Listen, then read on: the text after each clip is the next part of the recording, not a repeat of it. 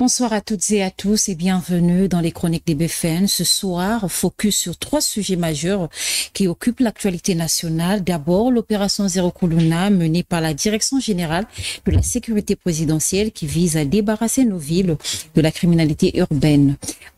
Quelle suite pour cette opération et surtout quelle solution durable pour la sécurité? Ensuite, le 6e congrès du Parti congolais du travail PCT a annoncé comme un moment fort de réflexion politique. Quels en sont les enjeux dans un contexte social tendu? Et enfin, retour du Congo sur le marché financier international avec la levée d'un rebond que gagne réellement le pays dans cette opération. Quels en sont les impacts concrets pour l'économie et pour les Congolais? Autant de questions que nous allons aborder ce soir avec Bruni Fortuna dans cette nouvelle édition des Chroniques des BFN. Bonsoir et bienvenue à tous.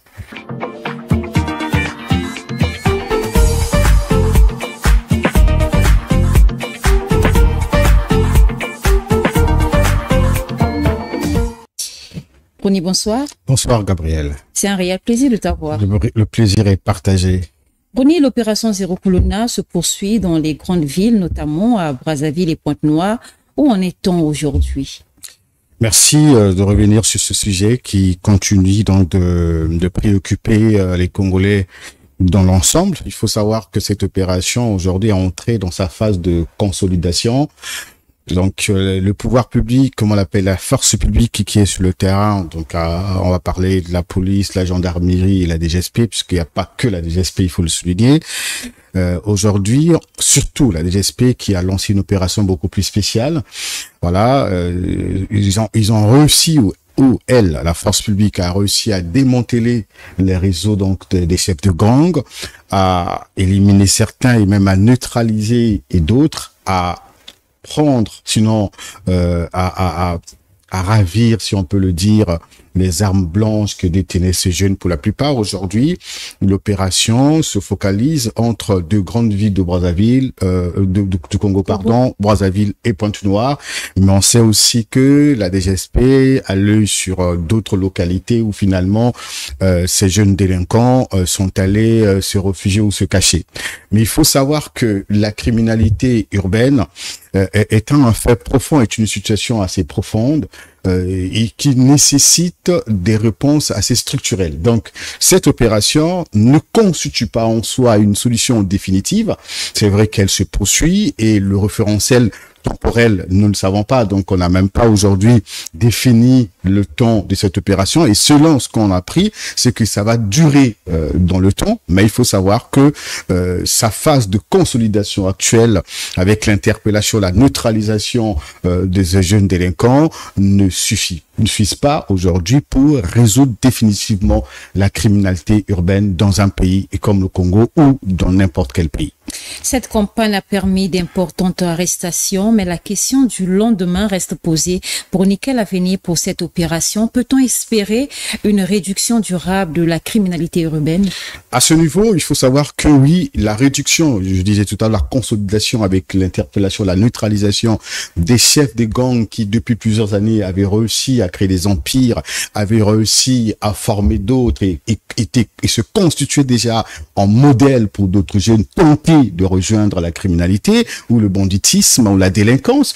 Aujourd'hui, plusieurs parmi eux qui ont été connus dans certains quartiers de Brazzaville et même de Pointe-Noire, qui terrorisaient matin, midi, soir et qui étaient devenus, j'ai envie de dire, presque invincibles aux yeux des populations, impuissantes de réagir.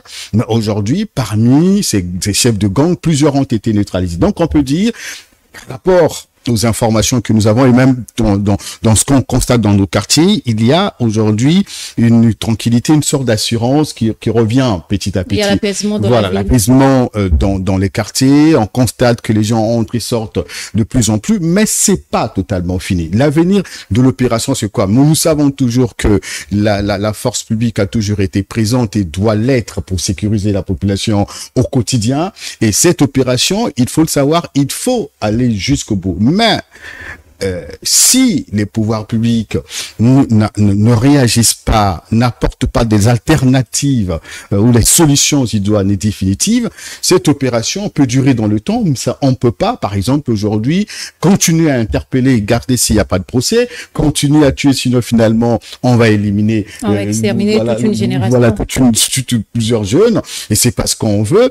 Et finalement, il faut qu'il y ait des alternatives. Les pouvoirs publics devraient réfléchir aujourd'hui sur ce qu'il faut faire. Et voilà pourquoi, si rien n'est fait, c'est-à-dire que si rien n'est fait, et même si cette opération peut demeurer pérenne, et si rien n'est fait, ça veut dire que si les questions de chômage, l'exode rural, si les questions aujourd'hui d'éducation ne sont pas résolues, ça veut dire que tous ces bébés noirs aujourd'hui qui tentent de fuir ou d'abandonner, j'ai envie de dire, la délinquance, et si rien n'est fait, ils peuvent, d'une manière ou d'une autre, revenir dans la délinquance, revenir dans ce qu'on déplore aujourd'hui. Donc, l'opération doit durer, l'avenir, c'est qu'elle doit continuer, mais il faut d'autres solutions beaucoup plus efficaces qui touchent le domaine, le système judiciaire et qui touchent les politiques publiques aujourd'hui, puisqu'à un moment donné, il faut savoir qu'il nous faut un sursaut pénal pour résoudre ce problème qui paraît être un cas beaucoup plus spécial. Bruni, tout à l'heure, vous avez commencé à évoquer des solutions qui peuvent permettre aujourd'hui d'éradiquer le phénomène des bébés noirs. Et quelles sont d'autres solutions qu'on peut aujourd'hui mettre à profit à long terme pour mettre fin vraiment à ce phénomène? Il faut que les causes soient connues de tous, il faut que les causes soient réellement recherchées et connues de tous. Il faut que le gouvernement le fasse. C'est au pouvoir public de le faire.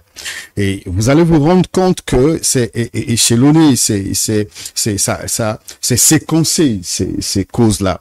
Vous avez, je le disais tout à l'heure, des problèmes qui concernent clairement l'emploi des jeunes, parce qu'il y a aussi des jeunes en proie au chômage, oisif du matin au soir, sans distraction, sans loisir sain, sans argent, sans travail, et qui sont tentés à un moment donné de se lancer dans la délinquance.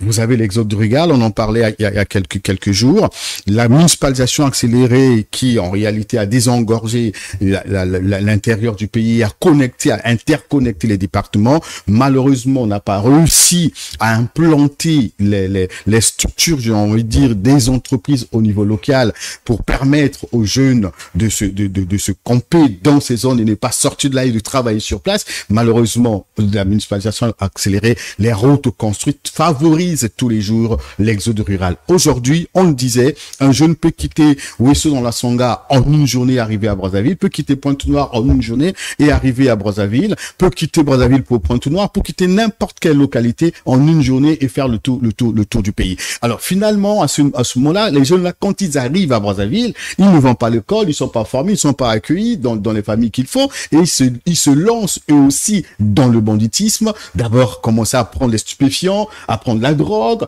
et ils se lancent finalement dans le banditisme. Mais vous avez aussi des systèmes éducatifs qui aujourd'hui doivent tenir compte, j'ai envie de dire, des paramètres sociaux et même culturels de notre société, pour voir comment est-ce que on peut à un certain niveau, c'est vrai qu'il existe aujourd'hui au sein du ministère ou au sein du gouvernement tout un département pour l'alphabétisation, mais il faut voir comment renforcer ce département pour permettre aux jeunes qui ont abandonné les études, qui ont décroché pour plusieurs raisons, parce qu'aujourd'hui, tout ceux qui échouent par exemple au BPC, au bac ou à différents examens ne sont pas forcément des méritants ou n'ont pas forcément démérité. Il faut donc voir comment compenser celles et ceux après 2-3 fois manquer le bac, alors qu'il a des compétences, qu'il a des niveaux, qu'est-ce qu'il a à son niveau, qu'est-ce qu'il faut faire pour réorienter ces jeunes, comment les orienter. C'est ce qu'il faut voir aujourd'hui. Et nous avons aussi la cellule familiale qu'il faut voir, puisque la base d'une société, c'est la famille.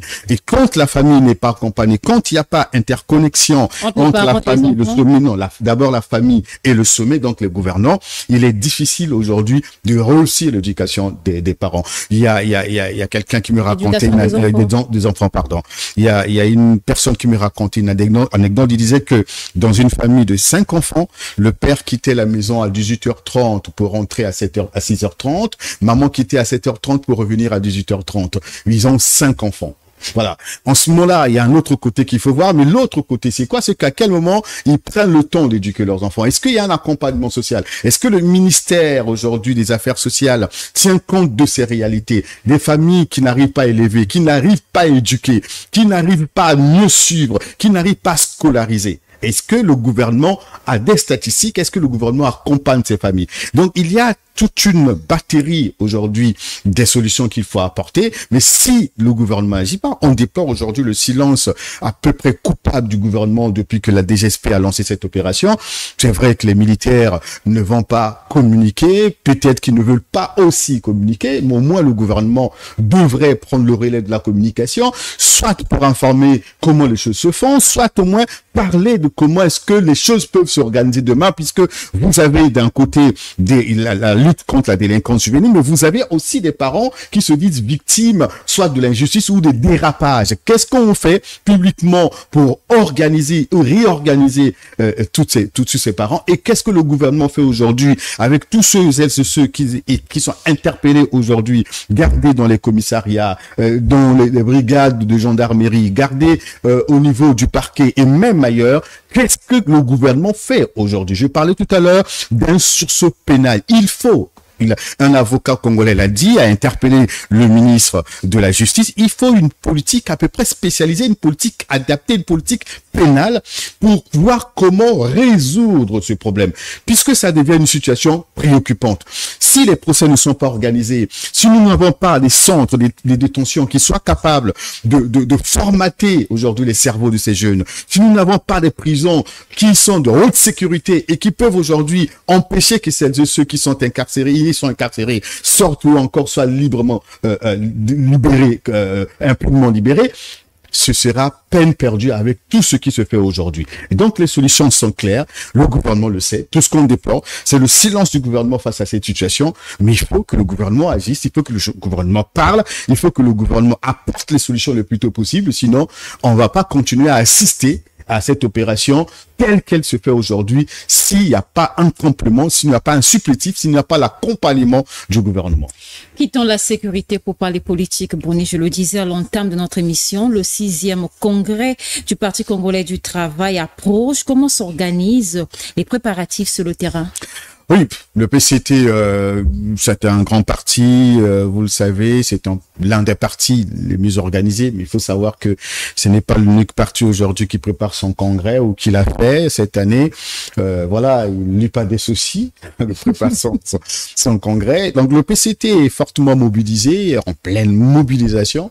Vous avez constaté que les réunions se multiplient, les sessions ordinaires et extraordinaires du bureau politique, du comité de bureau politique, du comité du parti s'organisent. Les installations selon l'intronisation des commissaires à gauche et à droite, les élections des fédérations, surtout dans les nouveaux départements, se tiennent. Et aujourd'hui, pendant que nous réalisons cette chronique, le PCT, donc avec son secrétaire général, se trouve dans le département des Plateaux, plus précisément à Djambala, pour une autre session. Donc c'est un parti aujourd'hui qui est fortement impliqué dans l'organisation de son congrès qui se tiendra du 27 au 30 décembre. Nous sommes presque à la fin de l'année. Il va nous rester une seule journée pour donc atteindre 2026. Et le parti met les bouchées doubles pour que ce congrès soit tenu selon les règles, selon ce qu'ils veulent. Vous avez vu comment la communication a été intensifiée à la fois sur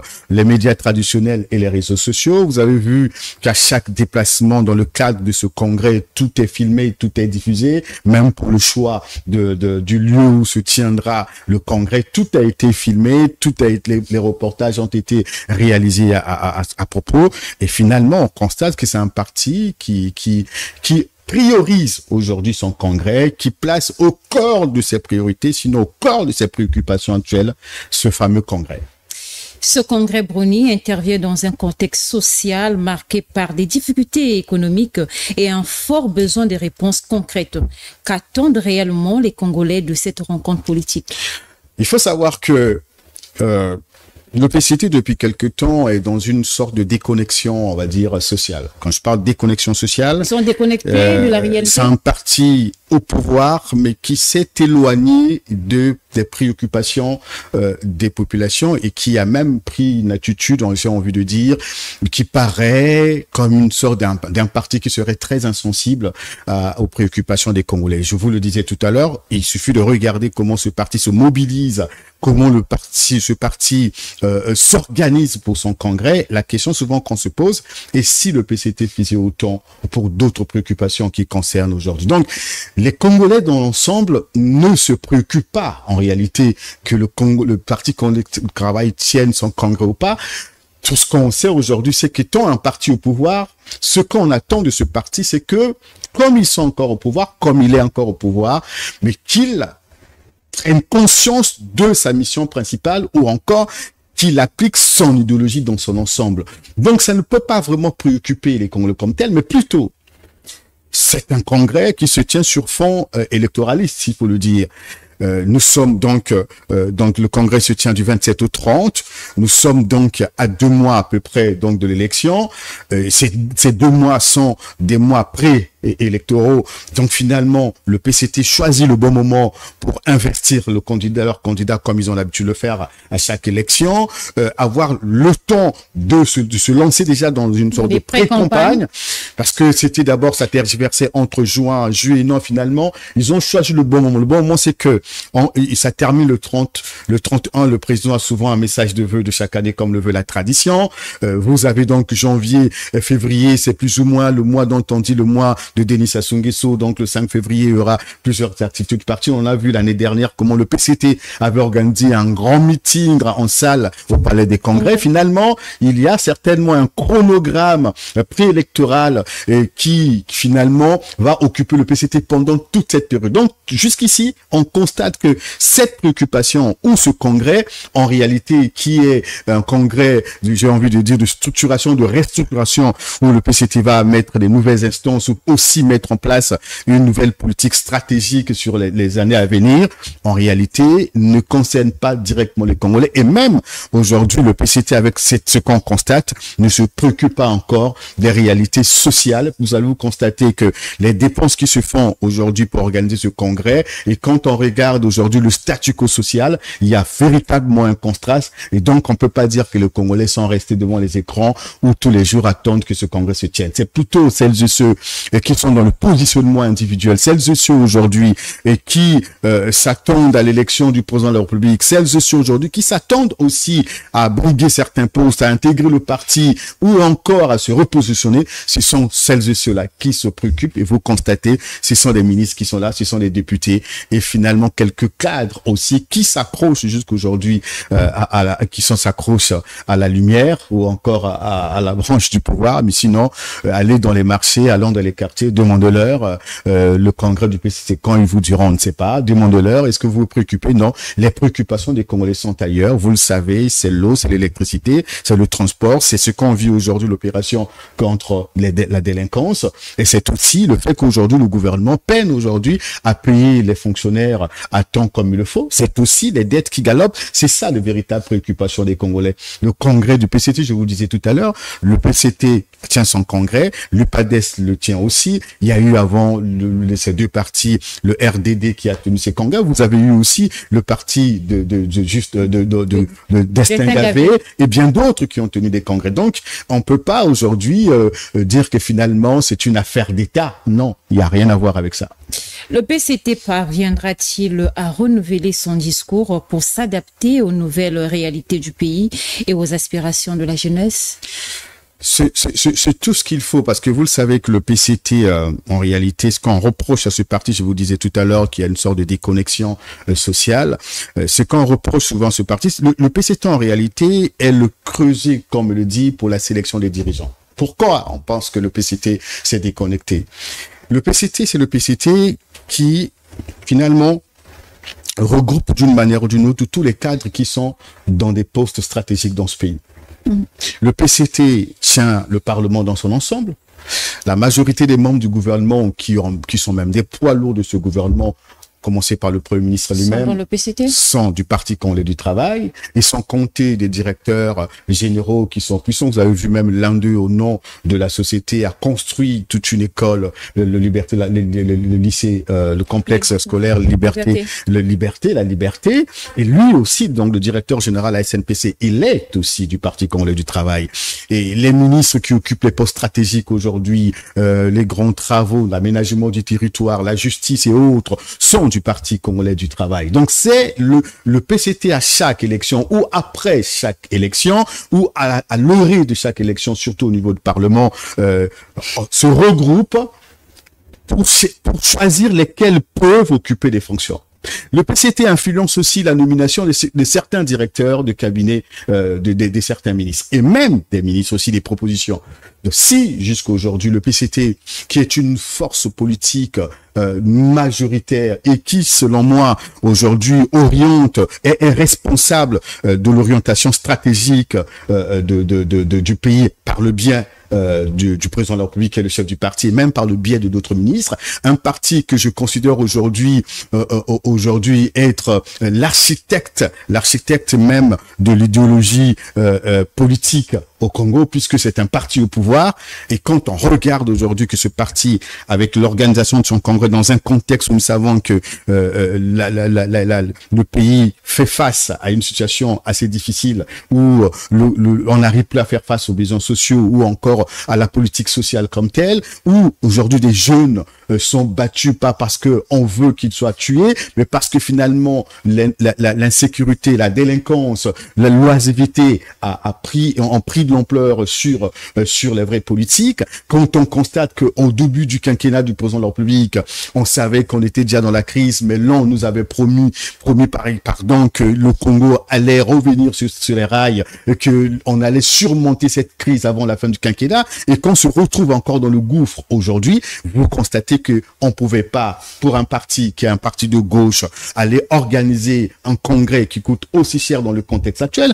Et quand on regarde le choix du lieu où se tiendra, comment on dit, leur congrès, vous savez qu'au palais des congrès, le prix de la salle est connu, c'est 1 700 000 par jour à peu près. Donc si le congrès va sur 2-3 jours, le PCT aurait payé à peu près 5 millions. Mais je pense que là où ils ont trouvé coûterait beaucoup plus cher que le palais de congrès. Donc si le PCT a choisi un lieu qui coûte beaucoup plus cher que le congrès avec toutes ses commodités, ils nous ont fait croire que c'est un lieu public, il y a un lieu populaire. On aurait voulu voir le PCT installer ses tentes à Makelekele, à Bakongo, à Talangayu ou petit à petit chose. Mais on constate que c'est un parti qui a décidé de se déconnecter du statu quo social, de se déconnecter de la population, de se préoccuper pour comment on dit ça, la préservation du pouvoir que pour le pouvoir. Donc on peut pas aujourd'hui espérer qu'un jour, à 1 an des élections, que le PCT va opérer un miracle pour changer les choses. Le PCT influence aujourd'hui la politique du gouvernement. Le PCT décide sur le choix, je le disais tout à l'heure.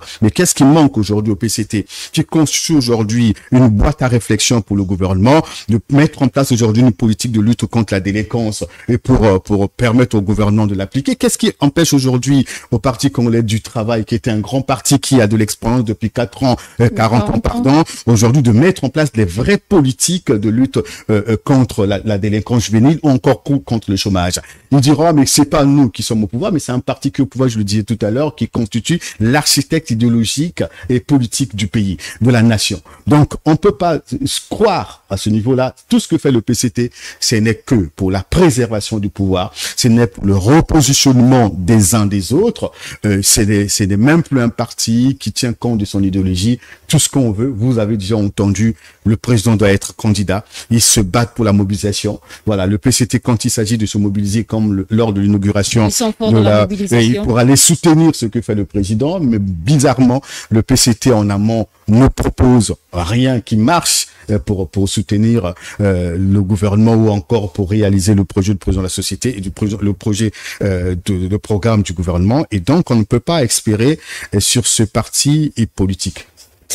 De la sécurité, Brony, en passant par la politique, place à l'économie, le Congo vient d'émettre un nouvel eurobond, marquant son retour sur le marché international. Brony, que gagne concrètement le Congo à travers cette opération?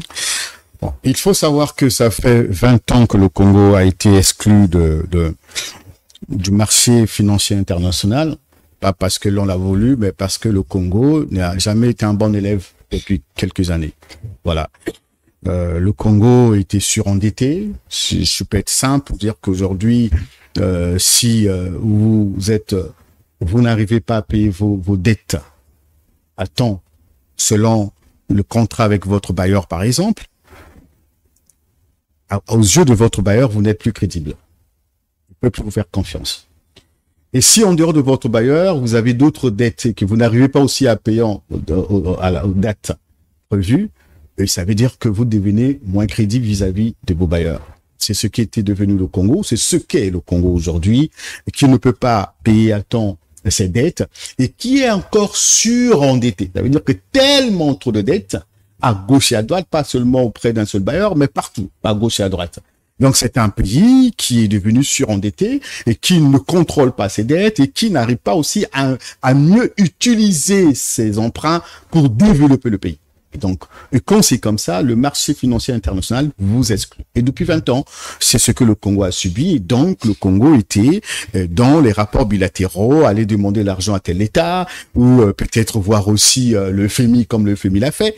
Le FMI a réussi donc avec le Congo à mettre en place des réformes qui ont permis de ramener le Congo sur le marché le financier international. Mais il faut savoir, c'est juste un sursis, c'est pas une solution. Il faut savoir que ce eurobond dont vous parlez n'est qu'un pansement. Ça ne constitue pas une solution parce que ça a été, j'ai envie de dire, cette émission obligataire a été mise juste pour payer la dette. C'est-à-dire que vous vous endettez pour payer les dettes afin de mieux respirer. Ça veut dire que les dettes qui sont contractées au niveau, j'ai envie de dire, local, parce qu'on parle de la dette intérieure, vis-à-vis des banques, vis-à-vis des entrepreneurs et tout ce qu'il faut, finalement, le gouvernement était sous pression. Donc, chaque fin du mois, il fallait pour le gouvernement congolais rembourser ses dettes. Et quand on regarde l'argent collecté par le Congo à travers les impôts, à travers le pétrole et tout ce qu'il faut, ne permettait pas au gouvernement de faire face à temps à ces dettes-là, ou encore de prioriser les dettes et d'accepter de mourir de faim. On peut plus continuer de faire ça. Donc, cet eurobond c'est un répit, va permettre au gouvernement finalement un ouf de soulagement. D'abord sur ce plan, financier. Le Congo ne va plus être sous pression s'il réussit à lever ses fonds, va plus être sous pression jusqu'en 2032, va payer donc ses dettes tranquillement, va payer toutes ses dettes s'il réussit à le faire. Et finalement, attendre à partir de 2028 jusqu'en 2032 pour commencer à payer, la nouvelle dette à travers cet eurobond. Donc, il faut savoir que c'est un ouf de soulagement. Maintenant, sur le plan marketing, oui, ça vient plus ou moins redonner la crédibilité à ce Congo qu'il avait perdu il y a quelques années, il y a 20 ans. Ça vient remettre le Congo un peu dans ce cadre, dans ce milieu des grands, où finalement le Congo peut discuter avec n'importe quel grand financier de sous-monde, peut attirer d'autres investisseurs. Ça, c'est sur le plan marketing. C'est encore sur le plan papier également. Donc, vous avez ce plan marketing, vous avez sur le plan financier, ça va permettre au Congo de respirer un peu parce que c'est lorsqu'on a entendu, avec cet emprunt, va payer donc les dettes intérieures et finalement, voir dans l'avenir les économies que le Congo réussira à faire entre donc 2026, 2027, 2028, comment le Congo peut profiter de faire face à d'autres projets en dehors des dettes. Cette levée de fonds va-t-elle se traduire dans la vie réelle des Congolais? Va-t-elle permettre d'investir dans les infrastructures d'emploi ou la relance économique? Je crois qu'il faut pas se tromper. Les 670 millions de dollars que le Congo cherche au niveau international, que le Congo veut avoir, je le disais tout à l'heure, n'est pas en réalité une bouffée d'air social. Ça, il faut pas se leurrer.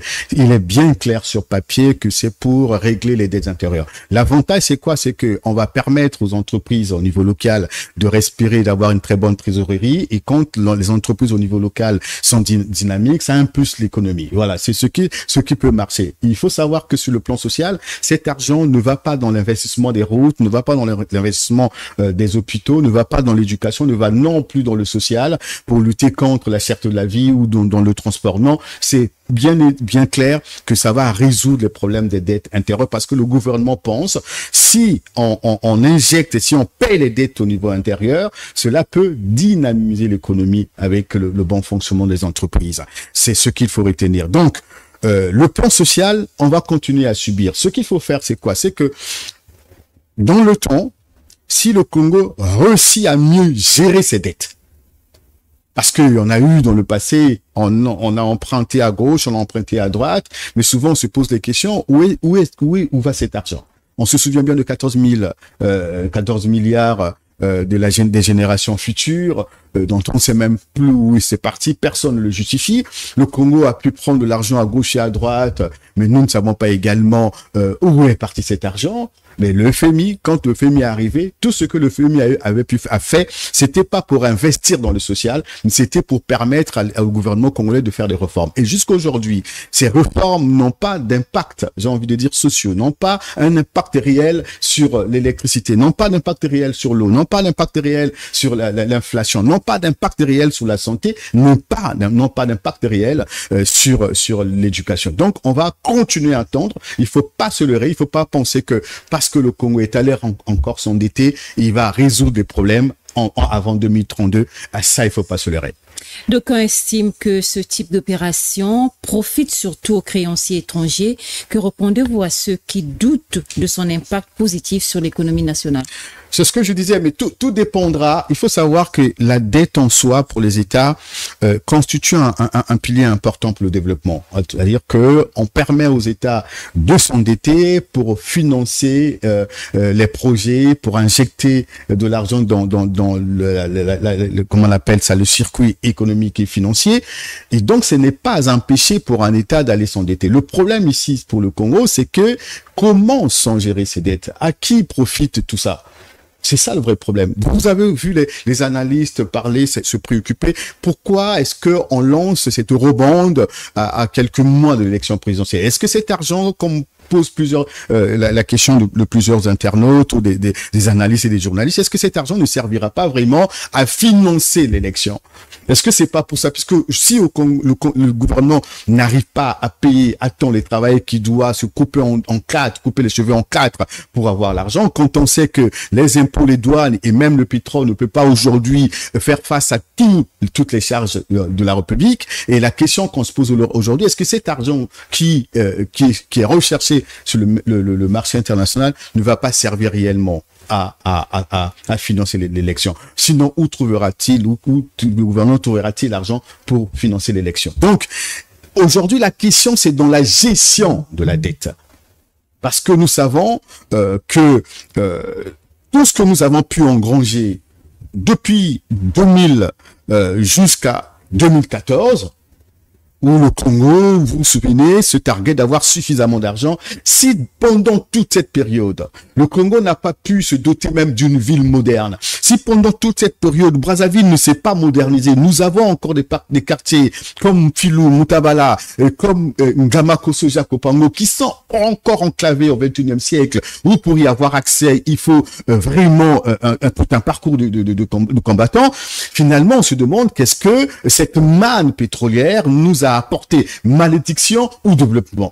Allez à Pointe-Noire, toutes les routes ou presque sont dégradées. Donc les gouvernements se succèdent, le Congo n'a pas pu se développer avec tout ce que nous avons engrangé. Donc est-ce que c'est avec cette dette-là, les près de 400 milliards de francs CFA, que le Congo réussira vraiment à faire face? Puisque c'est déjà connu, ce n'est pas pour financer le développement, ce n'est pas pour financer le social, c'est pour payer les dettes. Donc la question aujourd'hui, c'est que tout dépendra de la gestion de la dette. Ça veut dire que payer réellement les entreprises, il faut donc payer réellement la dette. Et là, on apprend encore que parmi toute la dette qu'on nous présente, il y aurait des entreprises fictives qui seraient sur le fichier. Et là encore, donc vous pouvez déjà imaginer ce qui va se passer. Et si on paye réellement les vrais entrepreneurs, qu'on paye les dettes à l'intérieur pour permettre aux entreprises de se relancer, parce que si les entreprises se relancent, ils ont une bonne trésorerie, ça veut dire qu'on peut relancer les recrutements, on peut réellement recruter. À la fin de l'année, peut-être que les entreprises pourront recruter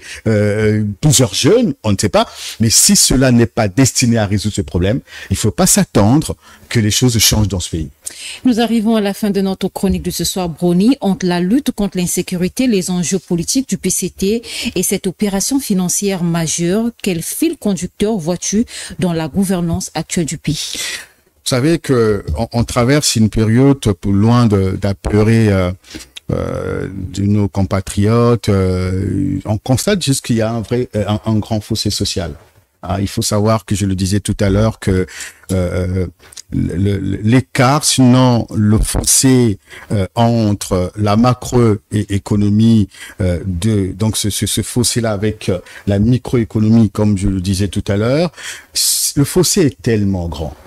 Nous avons aujourd'hui, malheureusement, les ministres qui sont pris en charge par l'État congolais, puisqu'ils ont des garde-corps payés par l'État congolais, des véhicules dotés par le peuple congolais, ils vivent dans le confort. C'est pour leur permettre de mieux effectuer leur mission sans pression, sans encombrement, sans obstacle. Malgré tous ces avantages, vous avez le gouvernement qui vous dit nous ne sommes plus payés depuis 4-5 mois, mais vous avez à l'université des enseignants, certains qui ne sont pas payés depuis 11 mois, sans compter d'autres secteurs. Vous avez, parmi les enseignants de l'université, celles et ceux qui ont aussi 6 mois, comme les ministres. Bon, aujourd'hui, en dehors de leurs primes, leurs émoluments, ils ont des budgets de fonctionnement. Donc, il ne manque de rien en réalité. Donc, on a aujourd'hui malheureusement un gouvernement qui a tourné le dos au social et qui finalement, par rapport aux promesses attendues depuis le début de ce quinquennat, n'a pas pu réellement tenir ces promesses-là. Et finalement, on est en train de toucher le fond, sinon on a déjà touché le fond. Pourtant, il était question que chaque citoyen soit résilient face à la crise, mais quand vous avez demandé aux citoyens d'être résilients pendant 2, 3 ans, 4 ans, puisque nous le sommes jusqu'aujourd'hui, on pensait que à la fin de ce quinquennat, il devait quand même avoir une bouffée d'air, une bouffée d'oxygène, où finalement les Congolais vont dire ouf, on est à la fin de l'année, on a galéré pendant 4 ans, on a été résilient pendant 4 ans, et ça veut dire qu'à la fin de l'année, nous aurons la stabilité électrique, nous aurons l'eau qui coule de nos robinets, nous aurons finalement la cherté de la vie qui aura baissé, nous aurons peut-être eu avec les fameuses ZAP, les prix de denrées alimentaires qui auraient peut-être baissé, on aurait réduit l'importation des aliments et tout, mais finalement on termine ce quinquennat mais dans des tensions sociales assez compliquées. Et aujourd'hui le gouvernement doit être courageux de ne pas seulement se contenter de se festoyer, d'être heureux parce qu'on a lu le message du ministre des Finances qui se targue que le Congo reparte sur le marché financier à la fin de ce quinquennat. On a aussi vu quelques atalakou festoyer à gauche et à droite, mais tant que cela ne profite pas au social, tant que cela ne profite pas à chaque Congolais, tout ce qu'on peut faire est de nul et de nul effet, et donc ce n'est que de la politique. C'est par ces mots, Brony, que nous mettons fin à notre chronique de ce soir. Merci à vous, chers internautes, de nous avoir suivis. On se dit à très bientôt pour une nouvelle édition.